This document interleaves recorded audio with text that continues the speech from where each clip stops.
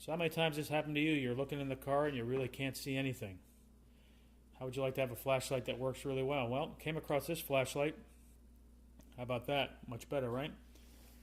What about this? Hands-free. Even better. What am I using? Well, this is the ASTRO light, the 40SL. There's different models. It's a LED light, variable dimming, USB charging, has a hook on top if you need to hang it someplace. Magnetic mount. So I can do something like sticking it right there. And now I can illuminate the entire area. I can stick it in a wheel well, it adjusts. Got plenty of light right where I want it, and I can work like this. It's a great light. I use it a ton for working on the car and other things. And see how it lights up the engine bay. In this case, I'm all ready to work. I don't have to worry about not being able to see it. If I need to get down and look in the nooks and crannies or something, I can take the light and go right in there and look and see what I'm doing and come back. That's the ASTRO 40SL. Link in the description if you're interested. Thanks for watching. Have a great day.